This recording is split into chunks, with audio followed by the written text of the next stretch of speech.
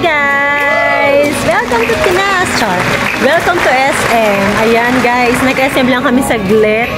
Kasi, papagupitan ko si Bonbon, pamangkin ko. And, ayan si Baby! Hi! Hi! Happy siya. Alam mo ba guys, nakakatawa kasi talaga at home siya sa Pinas.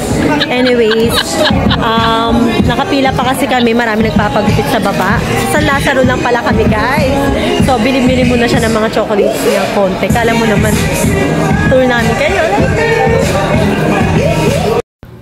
Ayan, actually, nandito kami sa chocolate section.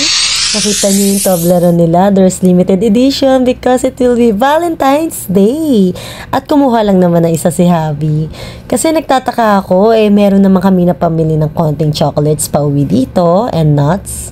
Ayan, pero syempre, ayan, kung anong gusto ni Bonbon, kuha lang ng kuha, shoot mo nang i-shoot.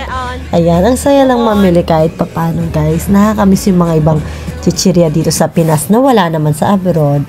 And next, syempre, at dahil dyan, ititreat natin si Bonbon. Ayan, bindila namin siya ng new.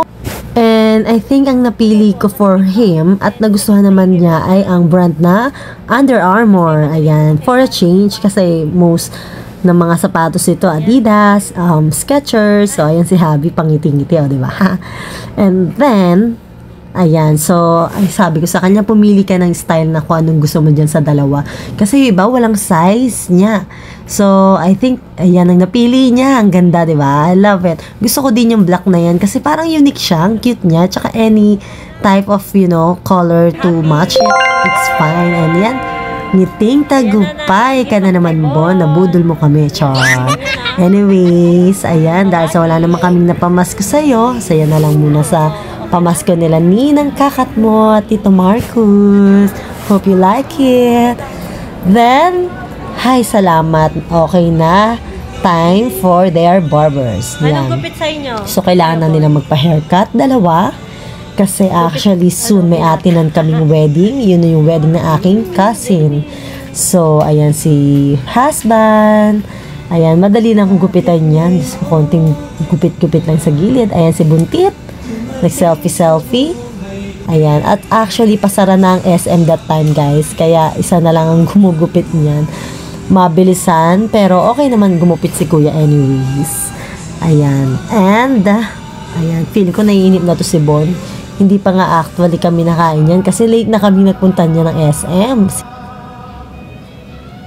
Yan. Cute Bon, no?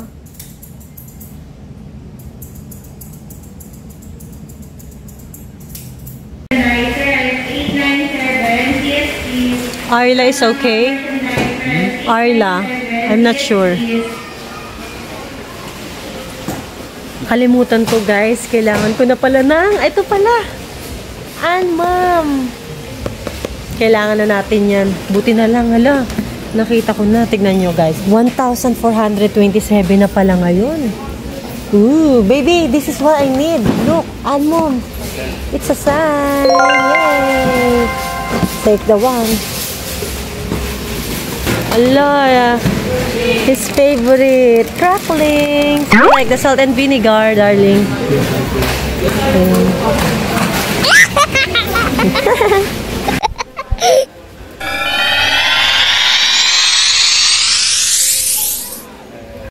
Siyempre, bumili din siya ng fresh ham niya. Ayan, mga cold meats.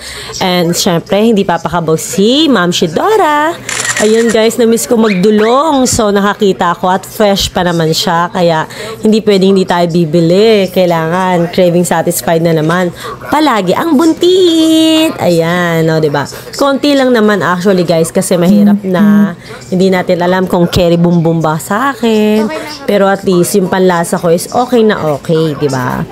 And then, nandito na tayo sa burger section para pa rin yan kay baby. Ayan. Buti nga meron na ditong, alam mo yung ready-made na, pero fresh yan in fairness. And it's not that expensive. O, diba? And lastly, ayan, kailangan natin bumili ng Queso Real Selecta Ice Cream. Na-miss ko na talaga to guys. Nasa Saudi pa lang ako. Talagang tinakam-takam ko na yan. Queso Real is my favorite flavor pala dito guys sa Pinas. At ube. Then, yun lang. Ayoko na ng chocolate, cookies and cream. Diyos mio, umay na ako. Buong buhay ko na lang. Uy. Anyways, ayan. Then, after nyan, okay na. Magbayad na tayo kasi I think magsasara ng SM. Ayan na. Ready to bayaran na. And that's it. Gutom na. Thank you for watching, guys. Till my next vlog. Bye!